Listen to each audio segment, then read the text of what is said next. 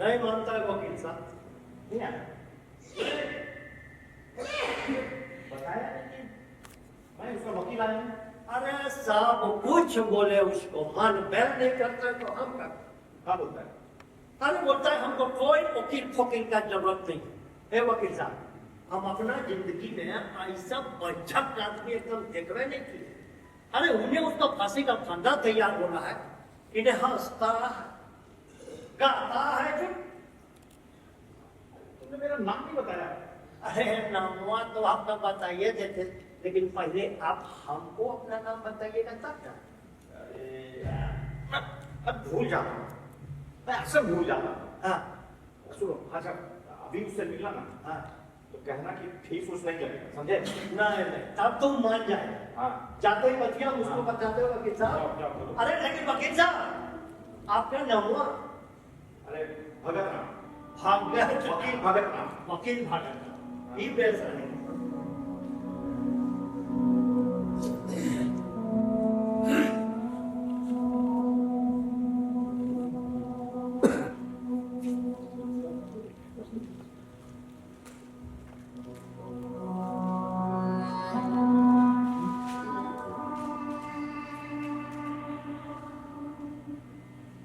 Actor ने अपनी fees के लिए प्रोड्यूसर से जमीन बिकवाई, 25 लाख रुपए वसूले।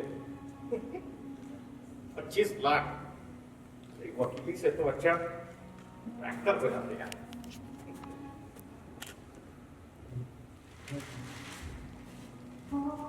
ये तोड़कर कैदी भागा, जिंदगी हाँ जी हर कदम एक नई जंग है।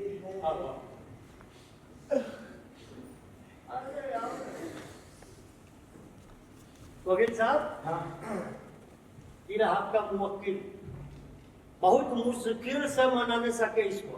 अरे बहुत बहुत धन्यवाद आपका। भगत साहब, हाँ बीड़ी पिला। ऐसे बीड़ी पिला दीजिए ना।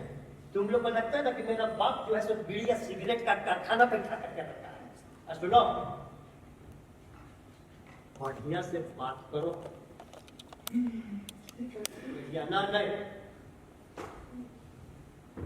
तो आप ही का नाम ठंडी है? जी हाँ। आपने ये पूछा नहीं कि मैं कौन? राजा साहब ने बताया ना कि आप वकील हैं। आप तो वकील हैं ना। मुझे क्या शक हो सकता है? हाँ? पर लोग मुझे वकील मानते हैं। आपको अपने वकील होने पर शक नहीं है ना। मुझे अपने वकील होने में कोई संदेह नहीं है। हाँ, मैंने जितना रोमन लॉ पढ़ा है ना, शायद ही किसी दूसरे वकील ने पढ़ा हो। समझे? रोमन लॉ, जानते हो रोमन लॉ क्या होता है? ये अभी अजीब आदमी है। मैं ट्रक चलाने वाला आदमी, मुझे क्या पता ये रोमन लॉ के बारे में। अरे बड़े बड़े वकील नहीं जानते कि रोमन लॉ क्या चीज है। वैसे तो रोमन लॉ का नाम छेड़ते ही ना, मुझे अपने छात्रावास का वो कमरा ये यहाँ वकील साहब हैं? ये छात्रावास क्या है? छात्रावास नहीं जानते? अरे वो हॉस्टल, हॉस्टल। अरे तो फिर हिंदी में साफ हॉस्टल बोलिए ना। अच्छा ठीक है हॉस्टल ही। हाँ, तो मैं आपसे कह रहा था कि वो एक मिनट वकील साहब, मैं देख रहा हूँ कि जब से मैं यहाँ आया हूँ आप मुझसे आप बोल रहे हैं। मुझे बहुत शर्म लग रही है। हाँ, तो देखिए ना, आज तक किसी भी भले आदमी ने मुझे तू तड़ा के अलावा कुछ कहा ही नहीं। लेकिन कुछ नहीं वकील साहब, मैंने बहुत सारे वकीलों को देखा है मुझ जैसे मुवक्किल से तू तड़ाक से बात करते हुए। तब से मैं एक ही बात सोच रहा हूँ, वो क्या? यही इतनी शराफत से आप वकीली कैसे कर लेते हैं? मैं वकीली छोड़ सकता हूँ बंदी, पर शराफत नहीं। हाँ, मैं आपके केस में जीत जान लड़ा दूंगा। लेकिन इस बात बताइए, मैं आपको अपना केस कैसे क्यों क्यों क्या मैं आपको अपना केस नहीं दे सकता भाई, क्योंकि मेरे पास कुछ भी नहीं है। अरे इसमें इतना हताश होने की जरूरत नहीं है। हाँ? इसमें इतना एकदम हताश होने की जरूरत नहीं है। तुम अपना केस मुझे दे सकते हो। अरे भाई, मैं आपको अपना केस कैसे दे सकता हूँ? मुझे मेरे पास कुछ भी नहीं है, मैंने कहा ना। मैंने आपका केस ले लिया, ठीक है? अब ऐसे जीत जान लड़ा दूंगा, ऐसे जीतूंगा जरूर। अरे आपने ये कैसे लिया है जब मैंने किसी को अपना केस दिया ही नहीं है? तो तुम्हें तो मुझे अपना वकील लगाया। अरे कुछ गड़बड़ी हो रही है वकील साहब। देखिए मैं आपको बता रहा हूँ कि अगर मेरे पास वकील रखने के पैसे होते तो क्या मेरा बाप मत था। मैं तुम्हें यकीन दिलाता हूँ कि तुमने मुझे अपना वकील लगाया है ना। याद करो जब परसों दिन कोर्ट आए अरे शनिवार के दिन। हाँ उस दिन मेरे घरवाली और मेरा लड़का पुत्तू वो भी आया। आपने देखा तो? नहीं मैंने उन्हें नहीं देखा। मेरा छोटा लड़का मेरा पुत्तू एक नंबर का चंट है। अरे बुलेट से निशाने तो ऐसा लगाता है कि पूछिए। जब कोर्ट में लाए गए थे तब जज साहब ने तुमसे कुछ सवाल पूछा। अच्छा वो बात। जज साहब ने पूछा कि मुझे का वकील कहाँ। हाँ तो फिर बड़ा टेढ़ा सा जवाब दे दिया। हाँ वो याद आ गया मुझे। वो जब जज साहब ने पूछा तो मैंने कह दिया कि घर में साली फूटी कौड़ी नहीं है तो वकील कहाँ से पैदा करूंगा। हाँ तो फिर जज साहब ने तुम्हें डांटा और कहा था कि यह अदालत है, यहाँ साला साली लाने की जरूरत नहीं है। हाँ और उन्होंने ये भी कहा था कि अगर तुम्हारे पास वकील रखने के लिए पैसे नहीं है तो सरकार की तरफ से तुम्हें वकील दिया जाएगा। हाँ लेकिन मैंने मना कर दिया। हाँ मना कर दिया तुम्हें। लेकिन उसके बाद जज साहब ने तुम्हें समझाया था और जज साहब बहुत भले आदमी डांटते हैं तो कुछ काटते भी। वैसे आप भी भले आदमी। आप मुझे आप अपना बोलिए, तुम ही बोलिए। अच्छा ठीक है भाई। तो फिर उसके बाद कोर्ट बाबू ने तुम्हारे सामने कुछ वकीलों के नाम पढ़े। हाँ पढ़े थे। वो कोर्ट बाबू वकीलों के नाम इतनी तेजी से पढ़ा था जैसे लग रहा था कि हनुमान चालीसा पढ़ा रहा है। हनुमान ज्ञान उनका। हाँ और जज साहब ने कहा था इनमें से एक नाम चुन लो। जी हाँ। तो अब सवाल ये उठता है कि तुमने उतने सारे नामों में से मेरा यानी वकील भगत राम का ही नाम क्यों चुना। क्या तुम उस वकील को जानते थे? क्या तुम जानते थे कि वो वकील इस पीढ़ी का सबसे होनहार हिंदू सबसे बदकिस्मत वकील है? वकील साहब मैं किसी वकील बैरिस्टर को नहीं जानता। खानदानी चोर ही खानदानी वकीलों को जानते हैं बस। तब तुमने उस वकील का नाम किस आधार पर चुना? अरे आप इस बात को जानने के लिए इतने उतावले क्यों हुए हैं? क्योंकि ये मेरे जीवन की बहुत बड़ी घटना है फंदी। ऐसा पहली बार हुआ है। मैं हमेशा सोचा करता था कभी न कभी कोई न कोई ऐसा प्रतिभाग मिलेगा जो मेरे टैलेंट की कदर करेगा और मैं फख्र के साथ कह सकता हूं कि वो प्रतिभाग तुम हो। जब बोल बाबू अदालत में वकीलों के नाम तेजी से ले रहे थे ना तो मेरी नजर भीड़ में बैठी हुई मेरी घरवाली पर। किसी भी मुसीबत से न डरने वाली मेरी घरवाली एक महीने में सुख तक काटा और मेरा पुत्र वो मुझे देखा।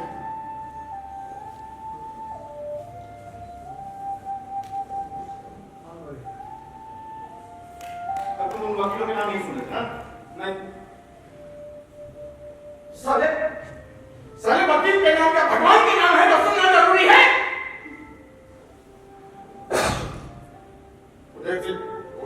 भगत राम का नाम याद रह गया पर वो क्यों? क्योंकि भगत राम मेरे बाप का नाम। अच्छा इसकी तुमने हत्या करा इसको तुमने मारा। बाप केवल एक ही होता है। बाप केवल एक ही होता है। तो तुम्हारे बाप का भी नाम वही है जो मेरा। हाँ एक बात पूछो पूरा नहीं माने। जब अदालत में कोर्ट बाबू वकीलों के नाम ले रहे थे और उन्होंने जब कहा कि किसी एक का नाम लो और मैंने जब अपना नाम लिया तो वहां बैठे हुए सारे वकील बचाव के वकील भीड़ में बैठे हुए लोग हंसने लगे और मेरा ख्याल है कि जज साहब भी मुस्कुरा रहे हैं। क्यों? हंसने दो फंदी, हंसने दो। देखना एक एक एक चेहरे की हंसी मैं कैसे गायब करता हूँ।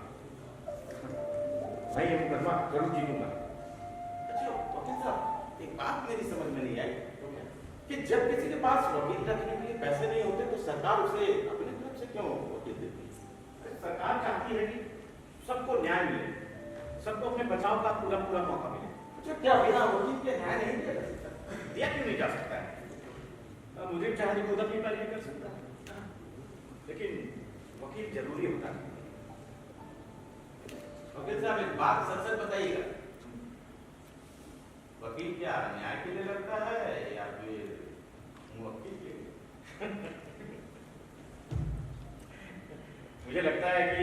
मैं जरूर जीतूंगा। पहली बार मुझे ऐसी सूझबूझ वाले मुजरिम का मुकदमा मिला, तो फिर आपका क्या ख्याल है मेरे इस केस के बारे में? लोग तो कहते हैं कि इसमें कोई दम नहीं, मुझे फांसी होगी। नहीं, तुम बच जाओगे। मेरा मन कहता है कि तुम जरूर बचोगे, लेकिन इसमें मेहनत लगेगी और तुम्हारा सहयोग भी चाहिए होगा, समझे? मैंने तो अपना बयान दे दिया है कि मैंने अपने बाप को मारा। हाँ, तुम्हारा बयान और पोस्टमार्टम की रिपोर्ट दोनों तुम्हारे खिलाफ है, लेकिन घबराने की जरूरत नहीं है। वकील साहब, आप सिगरेट नहीं पीते? नहीं, मैं तो नहीं पीता, लेकिन अगर तुम पीना चाहते हो तो मंगवा दो। नहीं, रहने दीजिए। जब आप पीते नहीं तो मैं सोचता था कि आप इतना दिमागी काम करते हैं तो शायद सिगरेट पीते होंगे। मैं तो बिना बीड़ी के एक मील भी तक नहीं चला पाता। और अगर ये आटा मिल जाए तो समझिए शरीर से शरीर मील तक वो हवाई जहाज बना देता था। ठीक, अरे मैं मंगवा देता हूँ। नहीं, रहने दीजिए, छोड़ दीजिए। अरे नहीं, अब यहाँ पर यही वाले साहब, वाले साहब, हाँ हाँ वकील साहब, अरे आइए। क्या हुआ वकील साहब? मैं आपको एक छोटी सी तकलीफ देना चाहता सब तकलीफें देता है यहाँ पे, ये वाला लेकिन तकलीफों मेरा ठीक लग रहा है। हूँ। क्या है कि बंदी सिगरेट पीना चाहता है। यहाँ पे अरे, मैं आपकी तकलीफ समझता हूँ। बंदी को कभी कभी बीड़ी सिगरेट पिला के देते हैं। वो तो ठीक है वकील साहब, लेकिन बात ऐसा है ना कि जेलवा का सब कैदी हमसे दिन और रात बीड़िया सिगरेट मांगते रहता है। अब बताइए हम कितना को पिला के चलेंगे? अब महंगाई कितना ऊपर भाग गया तो आपको पता है ना। ठीक है, आप ठीक कह रहे हैं। बचे हुए पैसे आप रख लीजिएगा, ठीक है? हाँ, तब तो बहुत बेस रहेगा जी, हम लेके आते हैं, ठीक ना? देखा साहब, 200 रुपये का कमा फालतू बन गया। रुपया फालतू बनाता है और मेरी अपाहिज। लेकिन आप मेरे लिए इतना क्यों कर रहे हैं? हाँ, अच्छा, आपको मुझ पे दया आ गई। अरे नहीं बंदी, ऐसी कोई बात नहीं। मुझे पता नहीं क्यों ऐसा लग रहा है कि मैं बच जाऊंगा। हाँ, क्यों? मेरी बातों से ऐसा क्या लगता है? अब आप देखिए ना, आप इतने बड़े वकील हैं, अब मेरे मुकदमे के लिए आप पढ़ेंगे और आपको वो भी तो आता है कि आपने बताया था कौन सा लॉ। Roman law. हाँ, रोमन लॉ भी आपको याद है और आपने मेरी डिग्री भी मंगवा दी। अब बताइए ना, आज के समय में कौन किसके लिए इतना करता है? अरे नहीं बंदी, ऐसी कोई बात नहीं। एक बात बताओ, तुम बचना चाहते हो?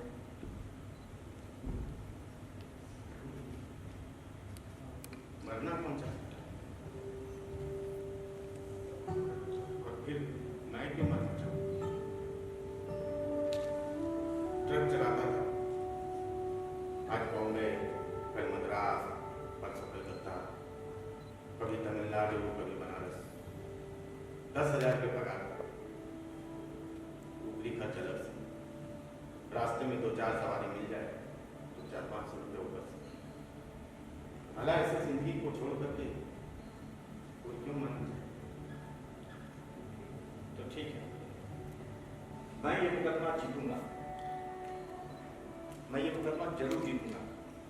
मैं भी लोगों को दिखा देना चाहता हूँ कि मैं मुकदमा जीत सकता हूँ। इस मुकदमे के बाद वकील भगत राम का नया अवतार होगा। आप जरूर जीतेंगे, आपकी मेहनत का फल आपको जरूर मिलेगा। ये वागर सा वकील नहीं है। अरे आते होंगे। वो क्या करेंगे? तब बंदी सुनो, कल जो कोर्ट में होगा मैं उसकी थोड़ी सी यहाँ रिहर्सल कर लेना चाहता हूँ। मैं कोई रिस्क नहीं लेना चाहता। मतलब कल की तैयारी करेंगे? हाँ, देखो तुम्हें तो कोर्ट का आइडिया है कोर्ट का? हाँ, अभी तो आए तुमने।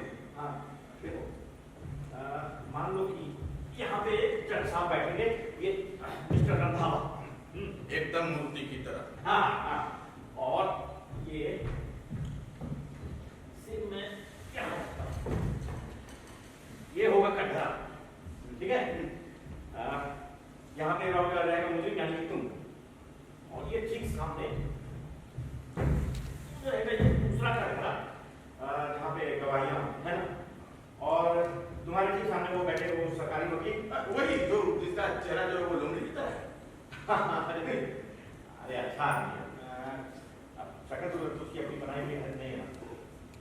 हाँ, और हाँ, सामने की बेंचों पर बहुत सारे लोग बैठे होंगे जो आपस में गपशप कर रहे हैं, ठीक है? उसमें मेरी घरवाली और मेरा लड़का पुत्र भी होगा ना? हाँ, मुझे इनके नजदीकी रिश्तेदार होने के कारण उन्हें तो सामने की एक बेंच को बैठाया जाएगा, लेकिन उनकी तरफ बहुत मत देखना। आप कहते हैं तो नहीं देखते। अब वैसे भी देखा नहीं जाता। तूफान से लड़ने वाली मेरी घरवाली कैसे सूख कर काटा रही, और मेरा बेटा पुत्तू कनेर की फूल की तरह मुरझा गया। वैसे नहीं।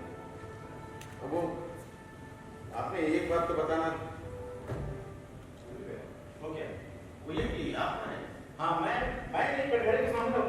सब ठीक है सर, आप मेरे पास आएंगे। हाँ, बिल्कुल। अब वो सरकारी वकील जब भी मेरे पास आता है तो मुझे बहुत डर लगता है। अरे अदालत में मेरे होते हुए तुम्हें डरने की कोई जरूरत नहीं है। तो अब देखो इधर उधर की बातें मत। हाँ, 11 बज गए हैं, जज साहब आ गए। कोर्ट में गहरा सन्नाटा। जज साहब, मुकदमे की फाइल पर है। मिस्टर रंधावा, गोरा चिट्टा चेहरा, बड़ी बड़ी आंखें, उन पे मोटा चश्मा। अब उन्होंने चश्मा उतार दिया। सरकारी पक्ष के वकील अपना पक्ष रख सकते हैं।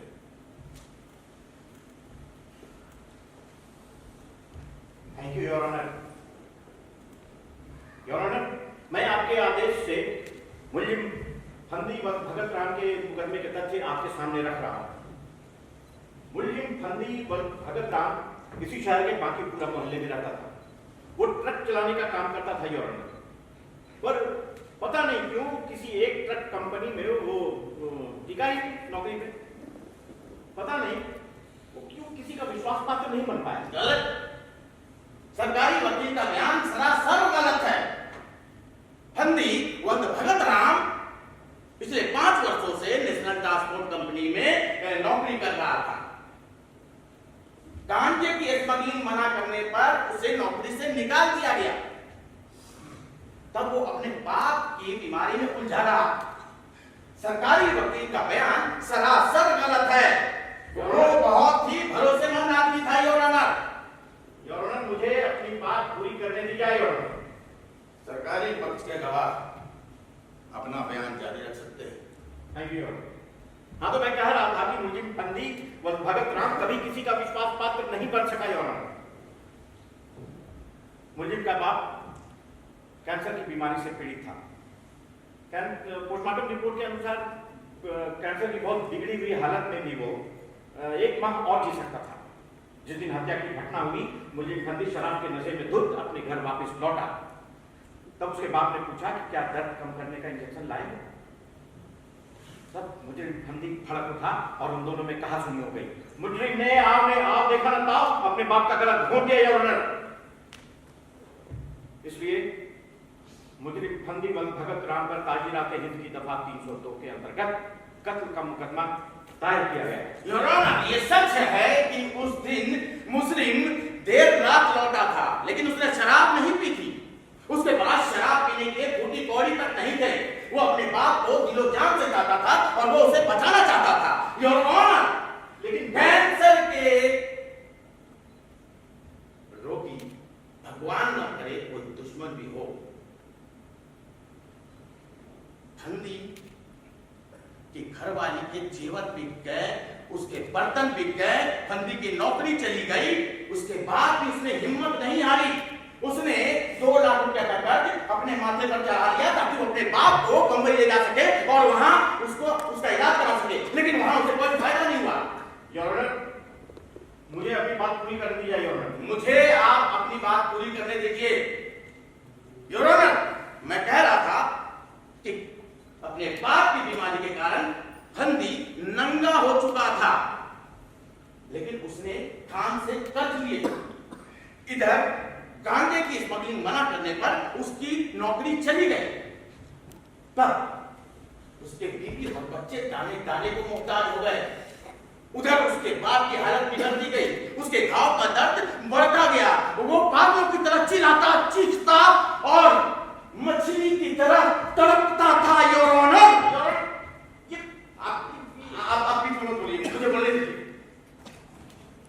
योर ऑनर, मैं कह रहा था कि उसके बाप की बीमारी इतनी बढ़ गई कि न वो जीता था न मरता था। 24 घंटे बस एक ही रट लगाता था कि मुझे मौत दे दो, मुझे जहर दे दो, कुल्हाड़ी से मेरे 2 टुकड़े कर दो। उसके दर्द इतने बढ़ गए थे कि वो बच्चों की तरह फूट फूट कर रोता था। आज तक योर ऑनर, मैंने कभी किसी को इस तरह मौत के लिए गिड़गिड़ाते हुए नहीं देखा है। उसके घाव का दर्द इतना बढ़ गया था कि केवल बेहोशी के इंजेक्शन से ही उसे नींद आती थी। डॉक्टर हरपाल सिंह 2000 रुपए में बेहोशी का इंजेक्शन दिया करता था। भले किसी की जान जाए या बचे या मरे, हरपाल सिंह को अपने पैसे चाहिए थे। फंदी की हालत बिगड़ती गई। यही समय ऐसा आया जब फंदी के पास अपने बाप को बेहोशी के इंजेक्शन दिलाने तक के लिए पैसे नहीं बचे। बचाव पक्ष के वकील के बयान का इस मुकदमे से कोई आप मुझे बीच में मत टोकिए। अरे पर कोर्ट को मारिए गोली। मैं कह रहा हूं योर ऑनर कि फंदी अपने बाप को बेहोशी का इंजेक्शन नहीं दिला पाता था क्योंकि उसके पास पैसे नहीं बचे थे। बाप के चीखने चिल्लाने से उसका कलेजा चिर रहा था। हर घड़ी उसके लिए मौत मांगता था मगर मौत नहीं आती थी। भगवान कसम योर ऑनर, जिंदगी बेरहम हो तो हो, और मौत भी बेरहम हो गई थी। और उस दिन जब फंदी अपने घर को लौट रहा था तो खान ने उसके छाती पर डंडा फेरते हुए उसकी बेइज्जती की। जब वो घर गया तो उसकी घरवाली ने चिल्ला कर कहा कि घर में चावल नहीं है। उधर पड़ोस के लड़के उसके लड़के को इतना मार चुके थे कि उसकी नाक से खून बह रहा था। और जब फंदी अपने बाप के पास गया तो उसके बाप ने कहा, बेटा इंजेक्शन लाए? तब फंदी ने कहा नहीं। तब उसके बाप ने उससे कहा कि बेटा इंजेक्शन दो या मौत दो, इंजेक्शन दो या मौत दो बेटा। फंदी इंजेक्शन तो नहीं दे सकता था योर ऑनर, और मौत तो दे ही सकता था। अनायास उसके हाथ अपने बाप के गर्दन तक पहुंच गए। न जाने कब उसकी उंगलियां उसके गले को कसने लगी। आती हुई मौत को देखकर उसका बाप हंस रहा था जैसे उसके मन की मुराद पूरी हो रही। उसका बाप मर गया।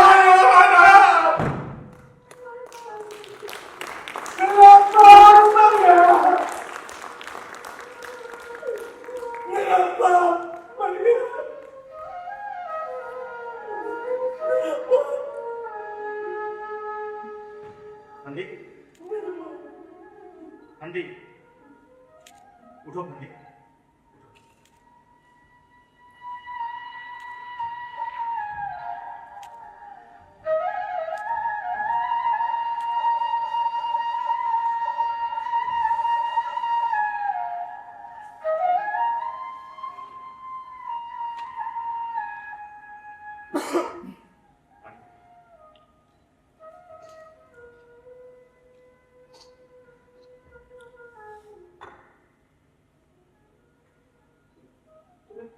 क्या हो गया फंदी? कुछ नहीं, तुम्हें जरूर कुछ हो गया। डॉक्टर साहब मुझे माफ कर दीजिए, मेरे मन में जो है मैं नहीं। कोर्ट में मुझे इतना बोलना नहीं दिया जाता और शायद मेरी जुबान में नहीं। हाँ, मैं तुमसे पूछता तो शायद तुम इतना नहीं बता पाते जितना तुम अभी एक सांस में बोल गए। मेरे मुकदमे की यही कहानी है, यही मेरा कसूर है, पर शायद मैं फांसी से नहीं बच पाऊंगा। तुम्हारी इसी कहानी को तो अदालत के सामने लाना है, इरादे का सवाल। तुमने हत्या की है पर तुम्हारा इरादा हत्या करने का नहीं था। इसी बात को मैं अदालत में सिद्ध कर दूंगा। पर आप ये बात सिद्ध कैसे करें? गवाहों को उठा के उठा देंगे। हाँ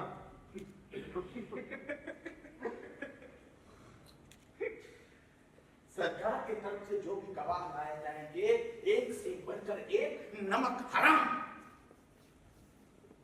तुम देखना, तुम अभी देखना, यही तुम्हें खत्म हो गया। तो इसका मतलब क्या? आप गवाही को भी नाटक करेंगे? बिल्कुल, तुम एक काम करो, तुम कटघरे में चले जाओ, है ना? मैं गवाही की तैयारी करता हूँ। हाँ, तो वो क्या नाम है उसका? सरकारी वकील सबसे पहले उस हसरत मियां को गवाह के लिए बुलाए, है ना? तो सरकारी वकील, तो योर ऑनर, सबसे पहले मैं हसरत मियां को गवाही के लिए कटघरे में बुलाना चाहता हूँ। इजाजत है। Thank you your honour. तुम्हारा नाम?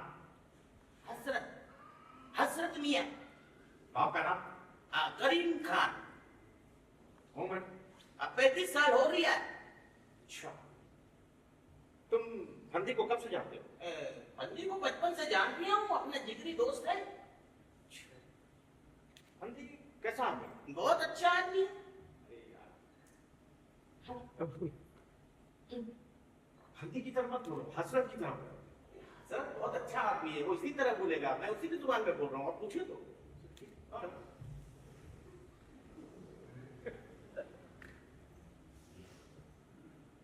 तुम फंदी के घर आते जाते थे? अरे उसका घर अपना घर हो गया था, जब तक उसके घर नहीं जाओ खाना ही नहीं पचता। अच्छा, तो अब ये बताओ कि तुम फंदी और उसके बाप के साथ कैसे संबंध? बहुत ही अच्छे व्यवहार थे, दोनों एक दूसरे पे ध्यान छिड़कते थे। अच्छा, अच्छा उनका बाप बीमार था? कैंसर था, जो इधर चलेगा इधर चला, ये देखो। अरे जितना पूछा जाए उतना ही बोलो। गलती हो गई। हाँ, तो फंदी अपने बाप का इलाज अच्छे तरीके से करा ले? अरे बहुत अच्छे तरीके से, क्या गजब की कोशिश कर दिया था, लेकिन आप तो जानते हो कैंसर का रोगी इस तरह से बच नहीं सकता। जितना पूछा जाए उतना ही जवाब दो। सॉरी बोलता है, आप बोलेगा तो डबल सॉरी बोलेगा। नहीं। अच्छा, फंदी ने अपने बाप के इलाज के लिए कर्ज लिया था? हाँ, वो खिन्नी के मैदान वाला रामतुल्ला खां है ना, उसी से किया था। एक दिन शाम को तुम फंदी के यहाँ क्यों गए थे? किस दिन शाम को हुजूर? अरे उसी दिन जिस दिन हत्या की घटना हुई। अच्छा, उस दिन वो जनता ट्रांसपोर्ट कंपनी में उसकी नौकरी की बात की थी मैंने, वही बताने किया था। अच्छा,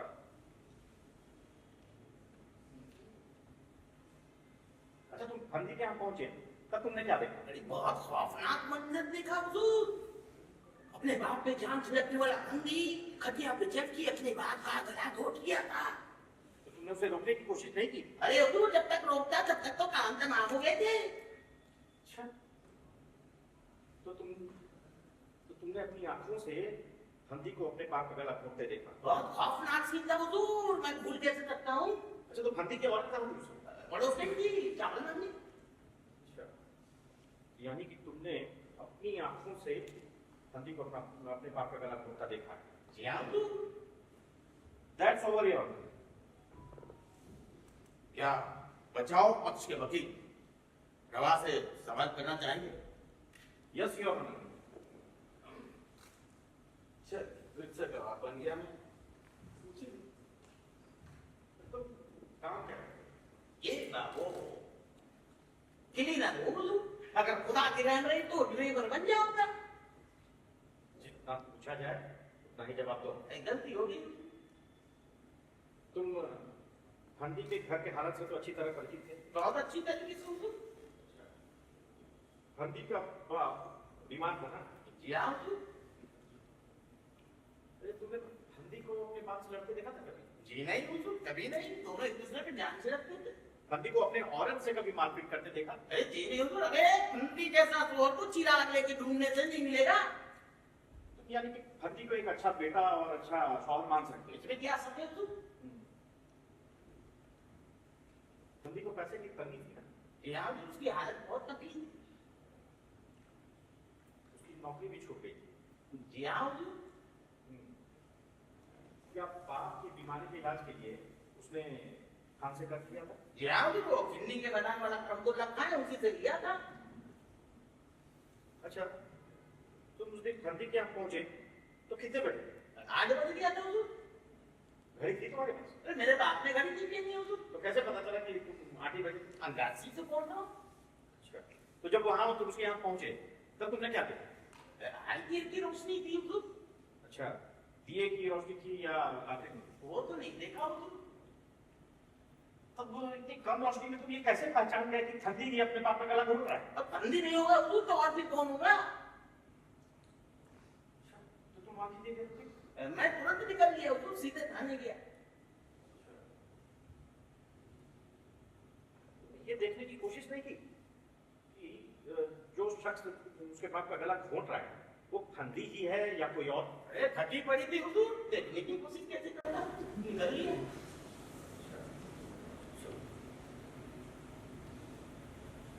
अच्छा, तुमने अभी अभी कहा कि फंदी अपने बाप का जान छिड़कता था, वो तो अभी भी कह दिया। तो तुम्हें फंदी को अपने बाप का गला घोटते हुए देखकर बड़ा आश्चर्य हुआ होगा बहुत अच्छे हुआ हुजूर। और थोड़ा अविश्वास भी। अभी तक विश्वास नहीं कर पा रहा हुजूर। That's over your honor. बस चलिए, निपट लिया आपने तो।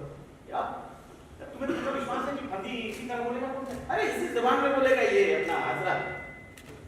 अच्छा, अब अगली बात आप वो बचाव का वकील जो है वो डॉक्टर को बुलाए। डॉक्टर की भाई मैंने। क्यों? अरे मुझे डॉक्टर की जानकारी नहीं है। अरे उसकी चिंता तुम छोड़ दो, मैं जैसे जब पूछूंगा बस केवल तुम उतना ही बोलना, ठीक है? चलिए आपकी बात पूछिए। आपका नाम? चंद्रभूषण, डॉक्टर चंद्रभूषण। आप ही ने फंदी के बाप का पोस्टमार्टम किया था ना? जी हाँ। तो पोस्टमार्टम से किस नतीजे पर पहुंचे आप? यही कि उसके बाद की जो मौत हुई थी वो गला घोटने से हुई थी। अच्छा, तो वो तुरंत ही मर गया था? जी हाँ। अच्छा, डॉक्टर साहब क्या मृत्यु का कारण वो कैंसर की बीमारी नहीं हो सकती? जी दैट्स ओवर योर ऑनर। क्या बचाव पक्ष के वकील डॉक्टर साहब से सवाल करना चाहेंगे? No your honour. अरे क्यों वकील साहब, आप डॉक्टर साहब से सवाल नहीं करें? मैं उनसे कोर्ट में ही पूछूंगा। पर क्या इतने में मेरा ये मुकदमा खत्म हो जाएगा? मैं बच जाऊंगा? नहीं नहीं, इतने में तुम्हारा मुकदमा खत्म नहीं होगा। अभी तो बचाव पक्ष के गवाह होंगे, फिर जीरा होगी। तो फिर बचाव पक्ष में कौन कौन से गवाह लाएंगे? बचाव पक्ष में मैं सबसे पहले उस खान को पेश करूंगा।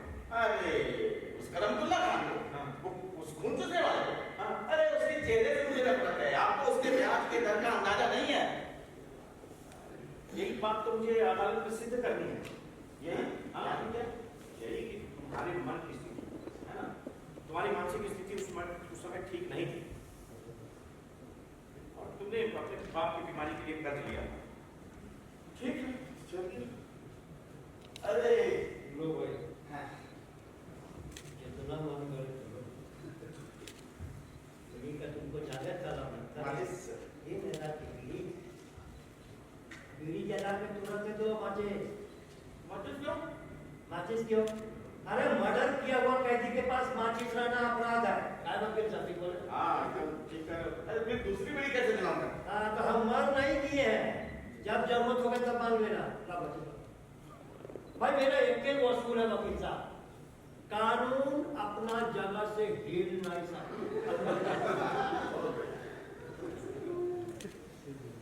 हाँ वकील साहब, हाँ, आपका क्या ख्याल है?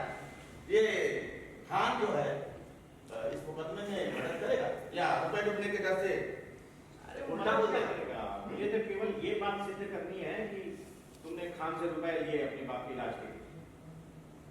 ठीक है चलिए खान को भी निपटा लेंगे। हाँ,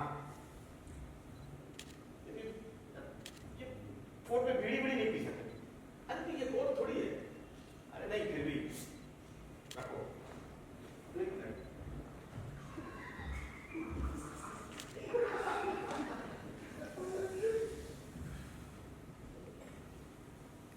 चलिए आ गया खाना।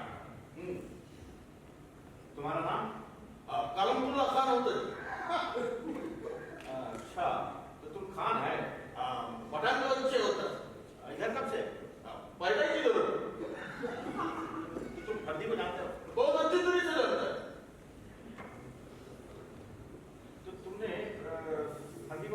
बाप की बीमारी के इलाज के लिए कर्ज दिया था। जी आपको 2 लाख उसने दिए। ब्याज की दर क्या थी? अब ब्याज की दर तो वो 100 रुपया में 1 रुपया लेता है। तो फंदी तुम्हारे ब्याज की दर हमेशा तुम्हें मतलब चुकाता रहता था? शुरू में चुकाया, लेकिन बाद में फिर बहाना करता है, बोलता बाप को बीमारी है, नौकरी नहीं है, घर में खाने को नहीं है, ये बहुत बहाना किया। तो फंदी बहुत परेशान था ना। अब उसका परेशानी का हम नहीं करता है, लेकिन हम परेशान हैं। हमारा कर्जा का रुपया, हमारा ब्याज, हमारा 2 लाख रुपया सब कुछ डूब गया। That's over your honor. Khan की दवाई से तो कोरोना बीस दिन नहीं हुआ। ये बात सिद्ध हो गई ना कि तुमने कर्ज लिया था। अगला सवाल। अब मैं अपने गवाह के रूप में तुम्हारी घरवाली को बुलाऊंगा। नहीं, उसको छोड़ दीजिए, वो बहुत दुखी है। उसे कहाँ इस मामले में घसीट रहे हैं? नहीं, उसका आना कोर्ट में जरूरी है, नहीं तो बात नहीं बनी। अरे भाई, उसको बुला के हम क्या सिद्ध कर दीजिएगा? तुम्हारे मन हाँ? अब तुम्हारी मनस्थिति के बारे में तुम्हारी पत्नी से बेहतर और कौन बता सकता है? हाँ? ठीक है, अपने मर्द के लिए तो वो अपनी जान भी कुर्बान कर देगी। हाँ, चलिए।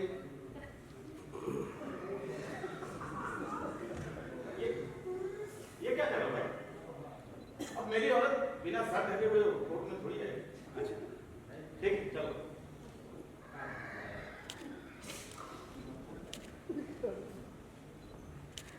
तुम्हारा नाम? जी, कौन कुमार? तुम्हारी उम्र? पता नहीं,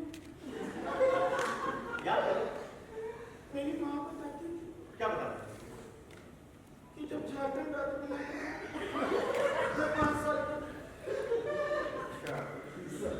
तो झारखंड बना था 2010, यानी लगभग तुम 30 साल की हो।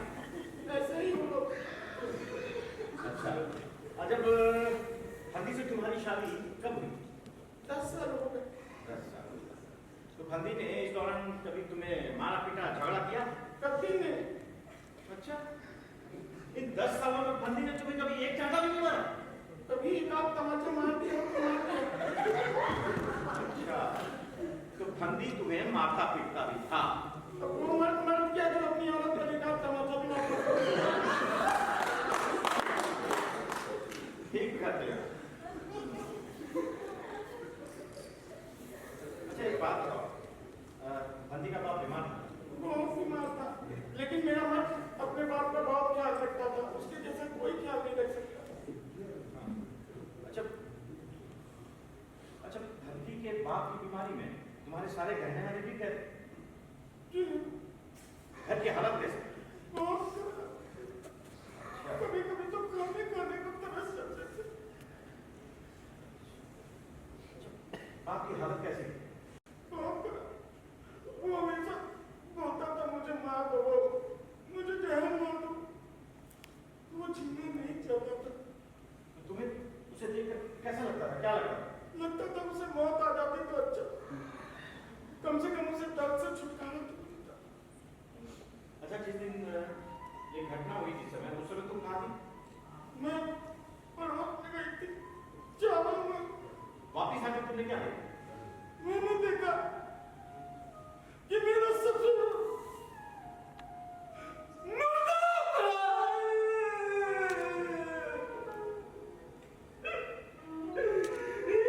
That's over your honor. चलिए, मेरी औरत भी निपट गई।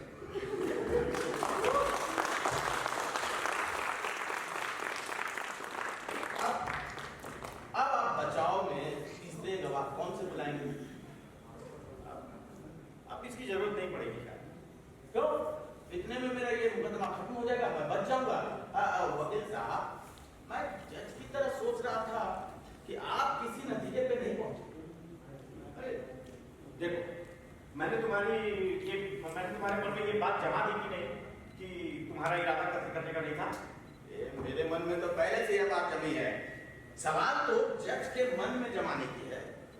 अरे जज के मन में भी ये बात जरूर जमेगी। जज भी सोचेंगे कि तुम्हारा इरादा कत्ल करने का नहीं था। क्या समझे? और मतलब तुम्हारी मन की स्थिति भी वैसी नहीं थी। हैं? चलिए, आप कहते हैं तो मैं मान लेता हूं कि आपकी बात में वजन है, जज भी सोचेंगे। लेकिन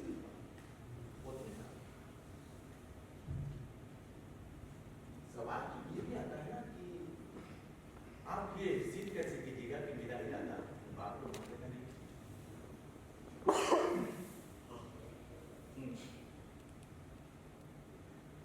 देखो, मैं जरूर सिद्ध करूंगा इस बात को कि तुम्हारा इरादा अपने बाप को मारने का नहीं था। जब भी ये सोचेंगे, अगर तुम्हारा इरादा अपने बाप को मारने का होता हैं, तुम्हें क्या मिलता? क्या कोई फायदा होने का कोई ज्यादा नहीं करती?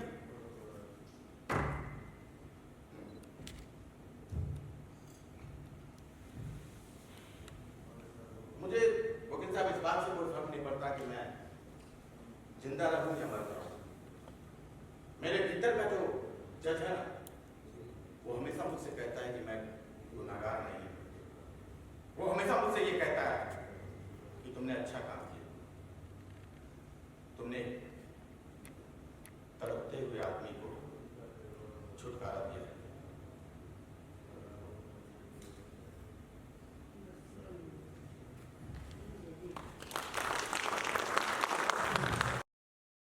ये वकील साहब तो क्या वकील साहब तेरा वकील है, तुम जानो। वैसे कोर्ट में कैसा था? देखिए ना, ठीक है ना? अच्छा तुम बात बताओ, ये अपने वकील भगत राम बहुत भला आदमी है, नहीं? हाँ है।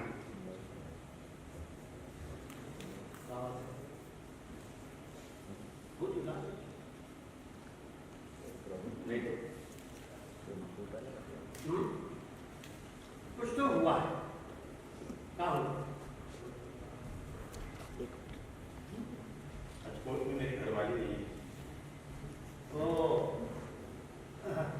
तुमको दिखी नहीं होगी, तेरी बहुरिया आई होगी, अपोट में होते होते पीछे जाके कहीं कोना कोनी में बैठा लो। नहीं, वो नहीं आई। तब से मैं एक ही बात सोच रहा हूँ, यही कि मेरी घरवाली क्यों नहीं है, मेरा लड़का पुतू क्यों नहीं है। अरे तुम्हारा बेटा हो सकता है उसका तबीयत खराब हो गया हो, बुखार खान लग गया। उसे पड़ोस में भी तो छोड़कर आ सकती थी। अरे बहुरिया नहीं आई, तेरा छुआ नहीं आया, नहीं आया तो नहीं आया, कहाँ फर्क पड़ जाता है? फर्क पड़ता है वाला साहब, फर्क पड़ता है। पूरी दुनिया मुझे खूनी समझे, मुझे कोई फर्क नहीं पड़ता। और अगर मेरी घरवाली ने मुझे खूनी समझ लिया और उसने ये बात मेरे लड़के कुत्तू के मन में डाल दी, और वो भी अगर मुझसे नफरत करने लगा तो ये तो बात है, ऐसा हो सकता है। यही तो नहीं होना चाहिए वाला साहब, यही नहीं होना चाहिए। मैं जानता हूं कि मुझे फांसी होगी, उससे मुझे कोई नहीं बचा सकता, पर एक ही विश्वास के सहारे जीना कि मेरी घरवाली, मेरा लड़का मुझे खूनी नहीं समझता। मैं हमेशा सोचता हूं कि वो मुझे बेकसूर ही समझते हैं। तू सोचबे बहुत कर, कम सोचो। खुश होकर बीड़ी पिला रहे हैं। खुश होकर के बीड़ी नहीं पिया रहे, या पता नहीं कई साल से जेल में है, नौकरी कर रहा है, मर्डर किया वो दुनिया भर का कैदी ही यहाँ भरल है, लेकिन सब बेजान मुर्दा के जैसा। ये वो तुम ही थे कि तुमको मालूम है कि हो सकता है कि फांसियों हो जाए, तब वो कभी गुनगुनाता है, कभी चाहता है, कभी हंसता है। मॉडल साहब, एक बात पूछूं?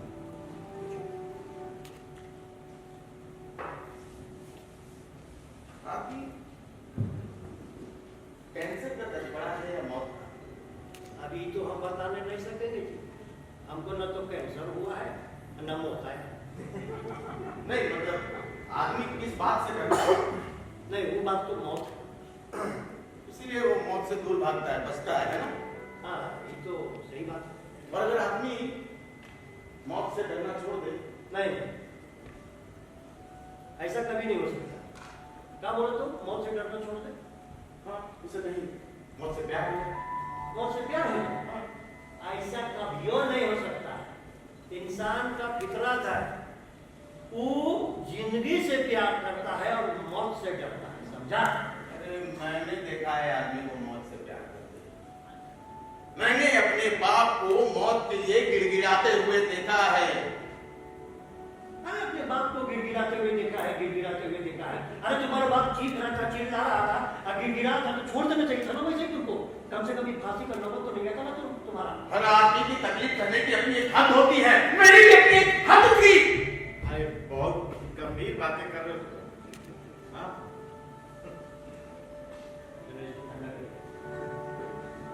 एक ही बात को कभी सतर्क लगाया। सबसे पहले मैं तुम्हें एक बुरी खबर दे दूं। बुरी खबर? क्या मेरे मुकदमे का फैसला पता चल गया? मुझे फांसी होगी? अरे मैं तो पहले से आपसे कह रहा था कि बेकार में आप इन दीवारों से अपना सर टकरा रहे हैं। अरे वो बात नहीं है। तुम्हारी औरत अस्पताल में। क्या हुआ उसे? हाँ? क्या हुआ बताइए ना, वकील साहब बताइए ना क्या हुआ? अरे वो तुम्हारे बेटे को लेकर के नहीं आ रही थी कोर्ट, और रास्ते में ऑटो के नीचे आ गई, ऑटो का चक्का उसकी पाँव पे चढ़ गया। मेरा नंबर तो वो ठीक है, उसे कुछ नहीं हुआ है। और डॉक्टर ने भी कहा कि घबराने की बात नहीं है, वो 8-10 दिनों में ठीक हो जाएगी। चलिए, मेरे मन से बोझ उतर गया। ये अजीब आदमी है। वहाँ तुम्हारी औरत अस्पताल में, तुम कहते हो कि बोझ उतर गया। नहीं, वो बात नहीं है। दरअसल मेरी घरवाली कोर्ट में नहीं आई तो पता नहीं मैं उसके बारे में क्या सोचने लगा। अरे वो सब सोचना छोड़ो। आज जो तुम्हारे मुकदमे का कबाड़ा हुआ है, वो भी उसकी सोचो।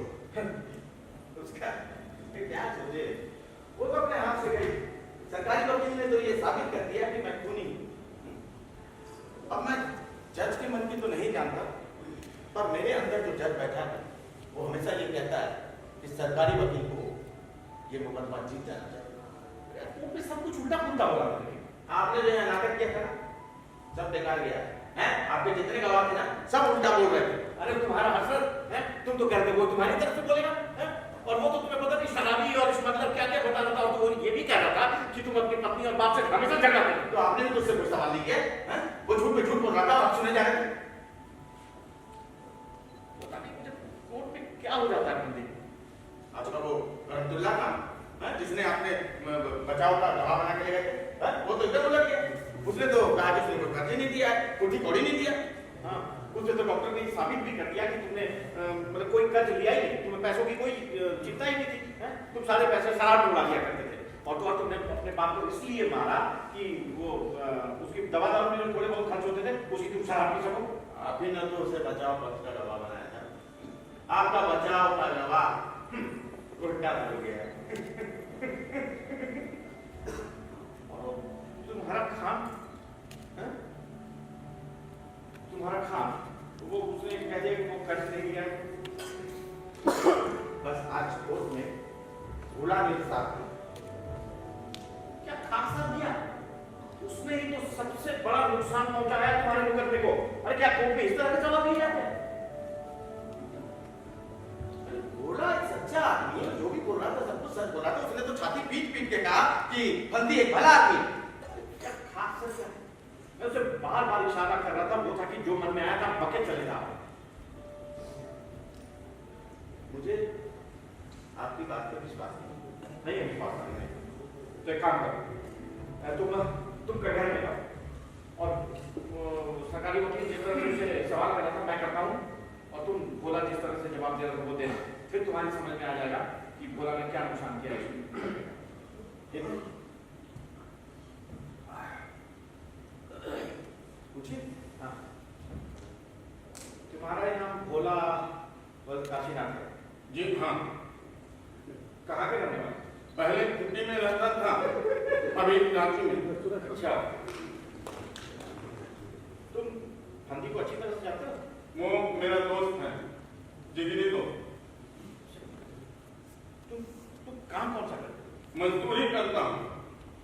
अच्छा, ये फंदी पहले कौन सा काम करता था? पहले ट्रक चलाता था, उसके पहले डिलीवरी मैन और उसके पहले टैक्सी।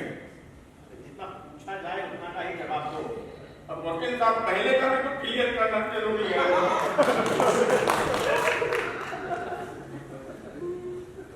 अच्छा, हम भी किस ट्रांसपोर्ट कंपनी में काम करता था? National transport company.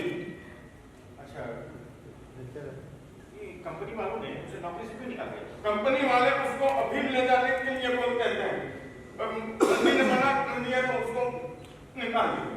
तो इस बात का क्या सबूत है कि नेशनल ट्रांसपोर्ट कंपनी वाले अफीम की स्मगलिंग करते थे? सबूत खोजना सरकार का काम है, मेरा नहीं।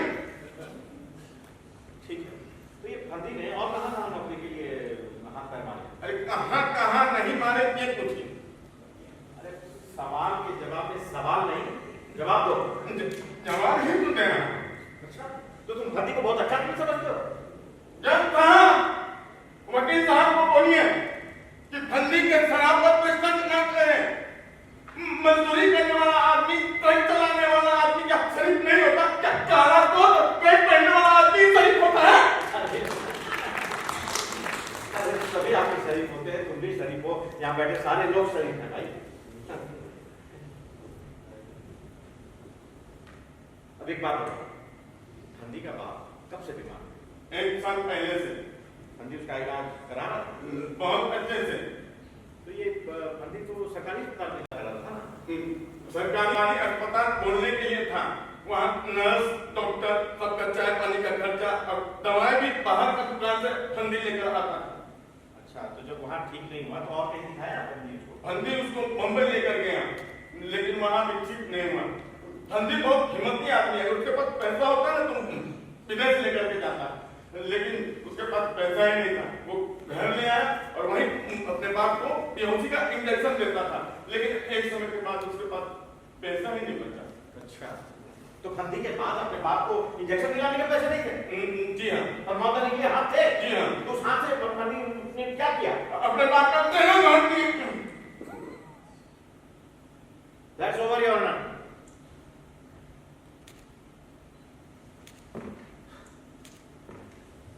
अब समझ में आया कि सरकारी वकील ने भोला से क्या निकलवा दिया? हाँ, उसने उसके मुंह से कहलवा दिया कि मैंने अपने बाप को हत्या की। बोला बोला ऐसा कैसे कर गया? बोला बहुत सीधा आदमी है, उसे वो अपना हसरत की तरह चालाकी नहीं आती। वो दिन भर मजदूरी करता है, रात को डमकच करता है, खाना खाता है, सो जाता है, फिर दूसरे दिन मजदूरी पे चला जाता है। जानते हो वो अदालत के बाहर निकल कर बोला क्या कर रहा था? मैं रो रहा था और बार बार कह रहा था कि मेरी गलती की वजह से फांसी हो जाएगी।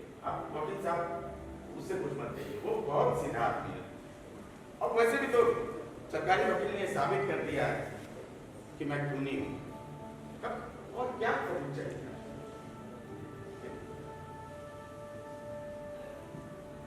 बहुत अफसोस है फंदी की, मैं ये साबित नहीं कर सका कि तुम बेगुनाह हो। बात तो मेरी समझ में नहीं आई वकील साहब। क्या हसरत हसरत ऐसे क्यों बोली? हसरत ने ये क्यों कहा कि उसने अपनी आंखों से मुझे अपने बाप का गला घोटते हुए देखा है? पता नहीं किस समय का वो मुझसे बदला लेता है, मैंने उसका क्या बिगाड़ा है? तुम भूल रहे हो फंदी कि हसरत अभी भी उस ट्रांसपोर्ट कंपनी का नौकर है, मालिक की जबान बोलता है। हाँ, कंपनी वाले उसे देखिएगा ड्राइवर बना देंगे और उसके बाद देखिएगा वो एक नंबर का स्मगलर बनेगा। छोड़िए, इसको दोस्त देने से क्या फायदा? अपनी किस्मत है।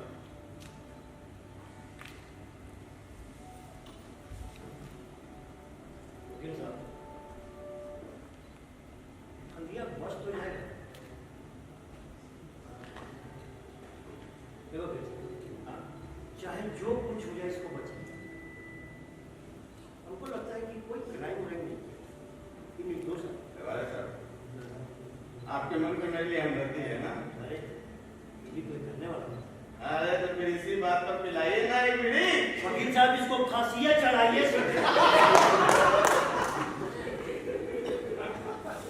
जानता है कि इसको हम मानते हैं तो इमोशनली ब्लैकमेल कर ले आओ, जला के माचिस दो। वकील साहब,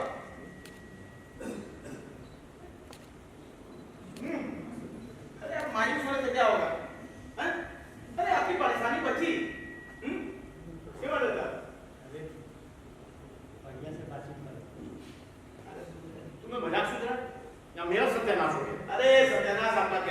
तो मुझे होगी। चेहरा देखिए, आपने कभी अपना चेहरा देखा है? अरे लग रहा है जैसे कि एक सप्ताह पहले ही आपको फांसी हो चुकी है। वकील साहब, आपकी फीस तो पक्की है। अरे मेरी फीस की छोड़ो, मुझे उसकी चिंता नहीं है।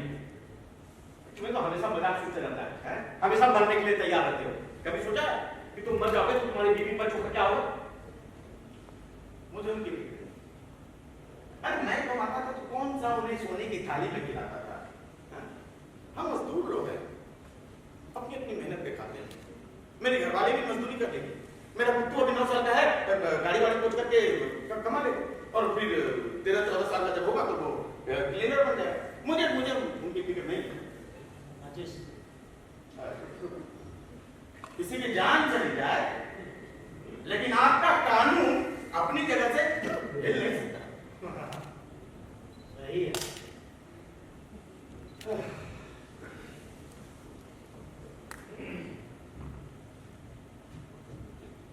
बहुत अफसोस है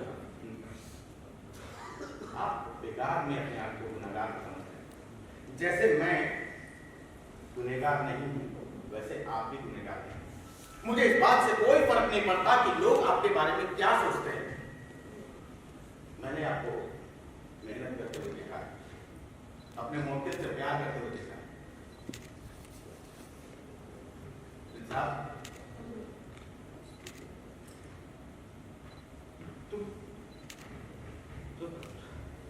तुम्हें क्या बोलूं? तुम एक बात बताओ, तुम गुनहगार तो नहीं हो? क्या तुम मुझे बेकसूर समझते हो? वकील साहब, पूरी दुनिया मुझे पुलिस समझती है, मुझे कोई फर्क नहीं पड़ता। मुझे सिर्फ इस बात से फर्क पड़ता है कि मेरी घरवाली, मेरा बेटा पुत्तू और जिसका मैंने गला घोटा है वो मुझे खुशी ना समझे। इसलिए आपको भी सिर्फ इस बात की परवाह करनी चाहिए कि आपका मुक्ति आपको बेईमान ना समझे। तुम मुझे बेईमान समझते हो? आपको बेईमान समझ के मुझे क्या नरक में जाना है? वकील साहब, आदमी की अच्छाई या बुराई उसके इरादे से परखनी चाहिए। इरादा, इरादा, अरे यही तो तुम्हारे मुकदमे की जान है। तुम्हारा इरादा कत्ल करने का नहीं था, खून तुमसे हुआ है पर तुम्हारा इरादा कत्ल करने का नहीं था। ये बात मैं कोर्ट में साबित नहीं कर सका। पता नहीं तू हमेशा समय पे भूल जाता हूँ। आपको कोई विद्वान समझे या ना समझे मैं समझता हूँ, पर ऐसे विद्वता का क्या फायदा बंदी जो समय पर काम ना है। मेरी हालत तो उस विद्यार्थी की तरह है जिसे आता सब कुछ है लेकिन वो पास नहीं हो पाता कभी। आप डर गए थे वकील साहब।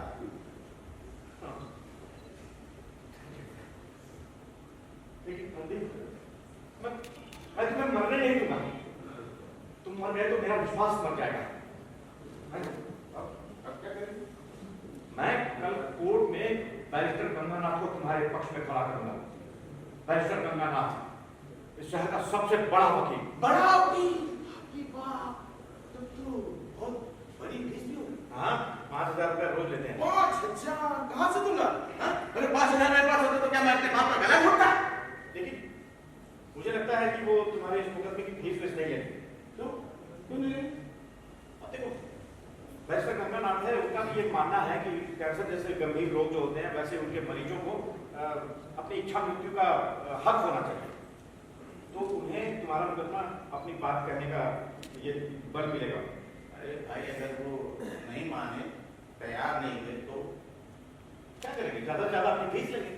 हाँ, तो कहाँ से देंगे? मैं दूंगा। आप क्यों देंगे? मुझे बचाकर भला आपको क्या मिलेगा? मुकदमा जीतने का सुख जो मुझे आज तक नहीं मिला। अरे वकील साहब, अरे वकील साहब, वकील साहब, अरे वकील साहब, खुशखबरी। क्या? नेशनल ट्रांसपोर्ट कंपनी का जो ट्रक हुआ है ना, फिर धरा दिया। उसमें क्या था? 40 बोरा गांजा था जी। लेकिन वाह, ये तो बहुत बड़ी खुशखबरी लाया। बैरिस्टर गंगानाथ इसका फायदा जरूर उठाएंगे। ये मैं जा रहा हूँ उनसे मिलने के लिए, अब तुम जरूर बच जाओ, ठीक है? बीवी दिखाई। हाँ, तुमको तो लग रहा है कि खाली जिए मरे तरह धरा है, छूटे और गांजा कराते के बीवी इधर बीवी पी रहा है।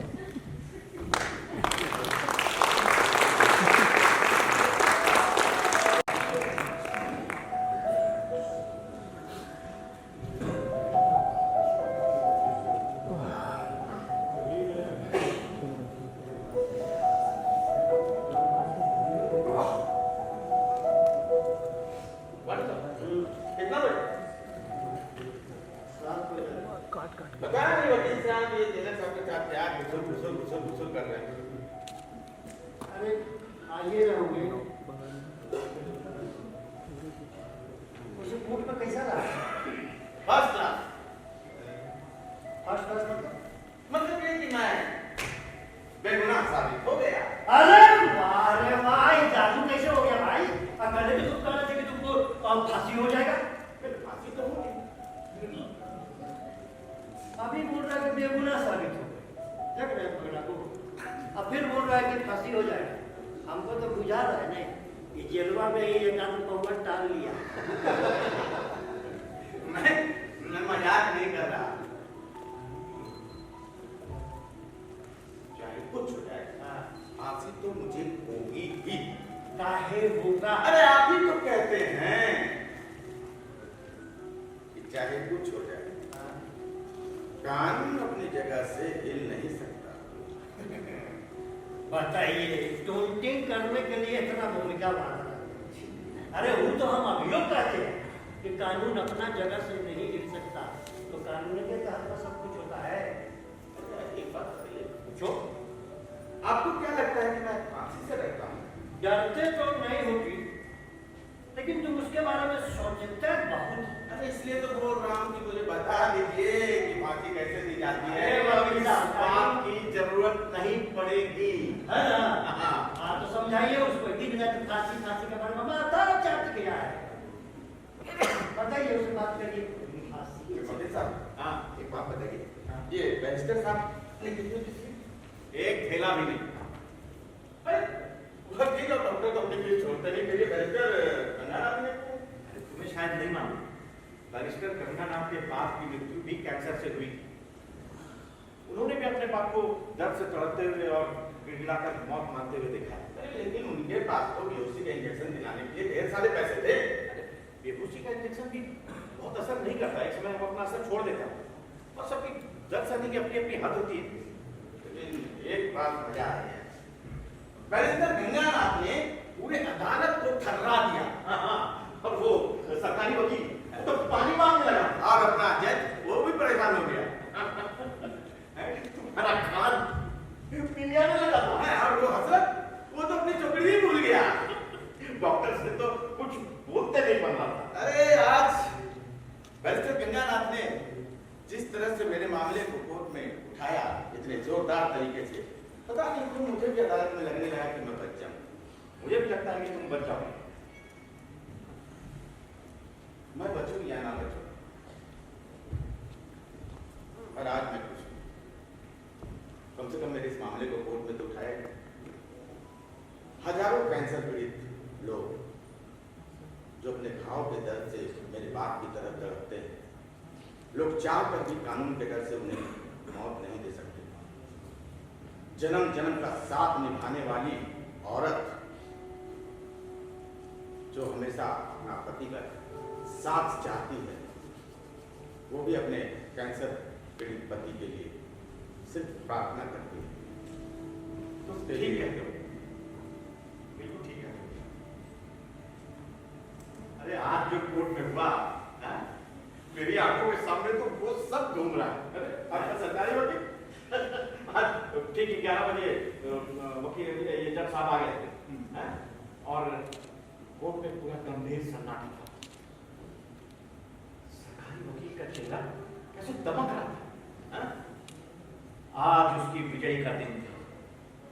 जब जज साहब ने उसकी ओर देखा तो कितना कितने आत्मविश्वास के साथ उठा।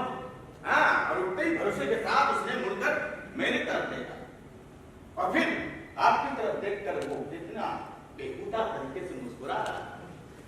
और जब जज साहब ने कहा कि सरकारी वकील अपना पक्ष रखे तो तुरंत कूदते हुए उसने शुरू कर दिया, ये ऑनर, सरकार और बचाव के गवाहों की गवाहियां हो चुकी हैं। हसरत वल्द करीम खान ने साफ साफ कहा है कि फंदी एक झगड़ालू किस्म का आदमी है, वो शराबी है और उसके अपने बाप से नहीं बनती थी, इसलिए उसने अपने बाप की हत्या कर दी और पोस्टमार्टम रिपोर्ट से भी यही साबित हुआ है। और दूसरे गवाह भोला ने भी कहा है कि उसने अपने आंखों से अपने बाप की हत्या करते हुए देखी है। तो योर ऑनर, इसमें कोई संदेह नहीं कि फंदी ने अपने बाप की हत्या की है। इस पर बैरिस्टर गंगा नाम से बरसते हुए कहा, योर ऑनर, सवाल इरादे का है। सरकारी वकील का है। हाँ, यही तो मैं भी कहना चाहता हूं कि सवाल इरादे का है। मैं ये कहता हूं कि फंदी का इरादा अपने बाप की हत्या का ही था। फंदी का इरादा अपनी बाप की हत्या का नहीं था।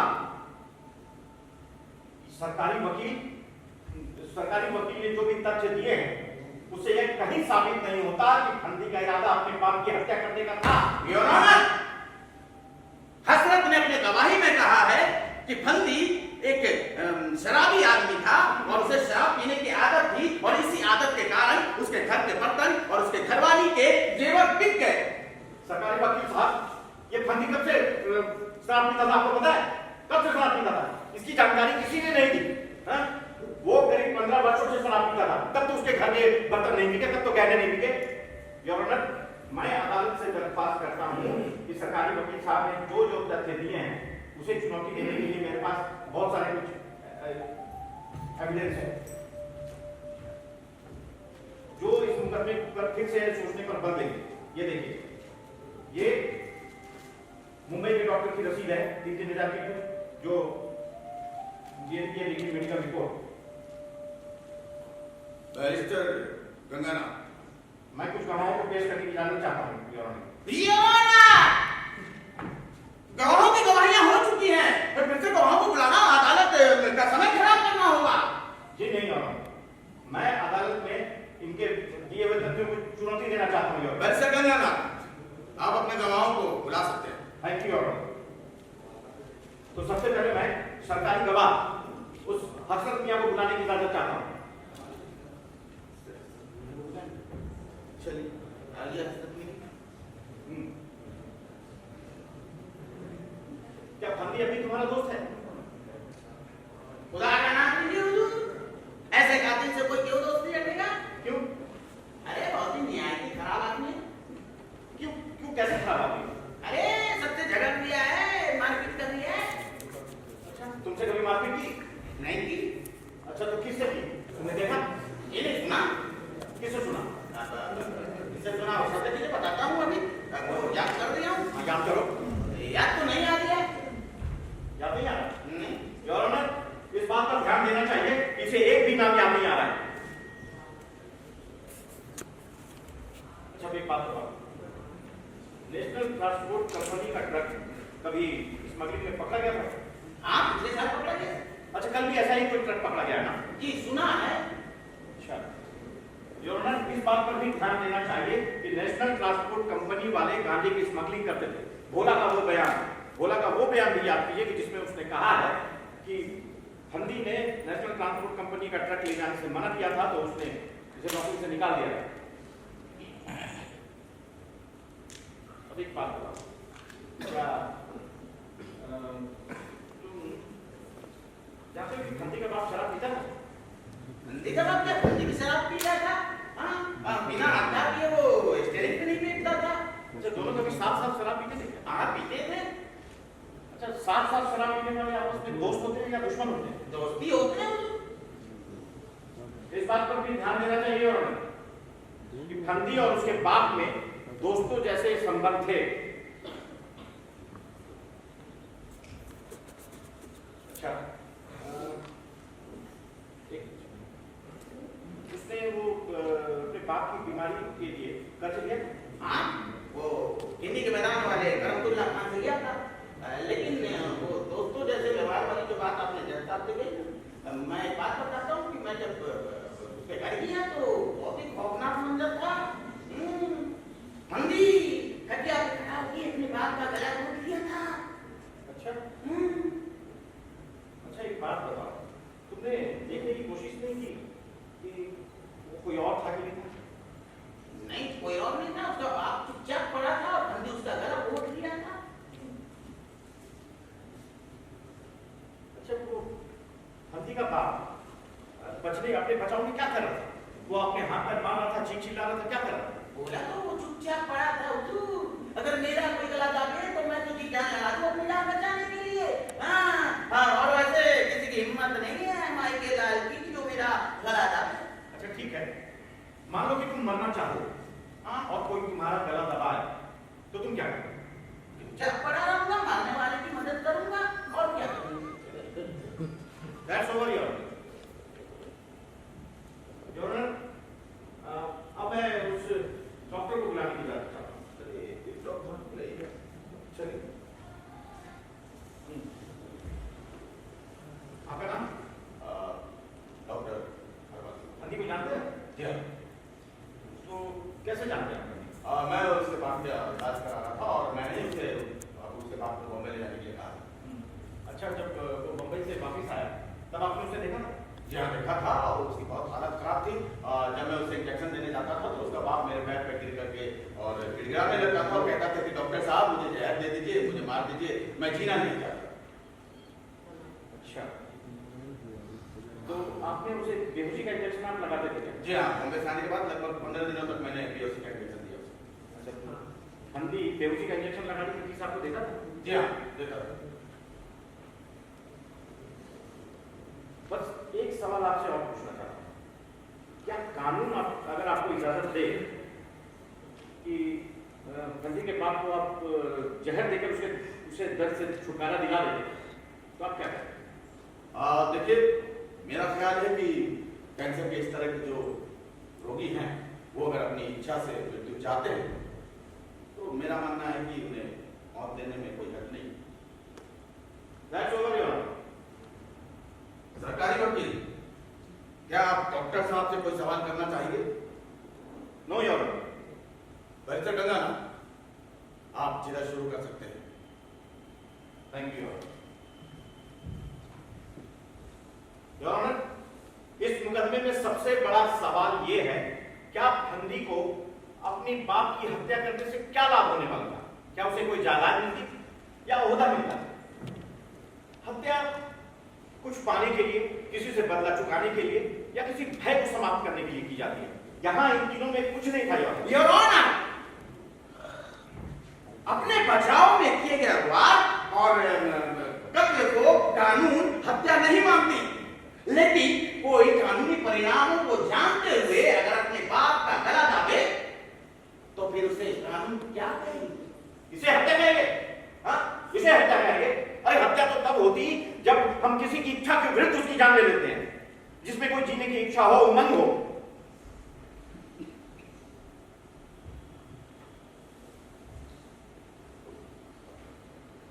अब योर ऑनर, मैं अदालत से सवाल करना चाहता हूं, क्या कानून का मनुष्य की बाहरी व्यवस्था से ही संबंध है? क्या कानून का संबंध मनुष्य की भीतरी व्यवस्था से नहीं है? कानून मनुष्य के लिए है या मनुष्य कानून के लिए? कानून का जन्म मनुष्य को अन्याय, अत्याचार और तकलीफ से छुटकारा दिलाने के लिए हुआ है। इसलिए कानून हमेशा नई चुनौतियों को स्वीकार करता है। कानून यदि पत्थर की तरह जड़ हो जाए तो वो समाज की बदलती हुई परिस्थिति में वो न्याय नहीं दे सकता, योर ऑनर। इसलिए योर ऑनर, इन्हीं अदालतों में कानून की पुरानी व्याख्या को नई व्याख्या में बदला जाता है और फंदी का मुकदमा भी इसी तरह की नई व्याख्या की मांग करता है। इसलिए योर ऑनर, मैं अदालत से दरख्वास्त करता हूं कि इस मुकदमे में जो नए प्रश्न आए हैं, मनुष्यता का जो संदर्भ आया है, उसे ध्यान में रखना चाहिए। मैं बस इतना ही कहना चाहता हूँ। आज बैरिस्टर गंगानाथ ने तो अदालत में समा बांध दिया।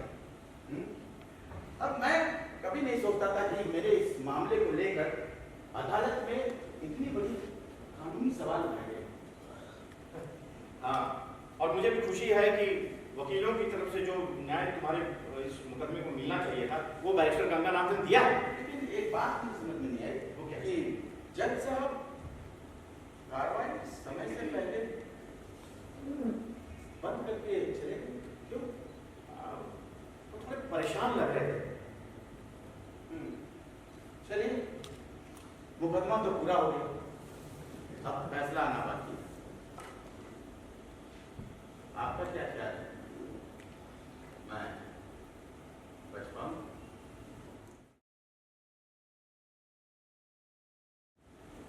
यदि कानून की आत्मा में मनुष्य होगा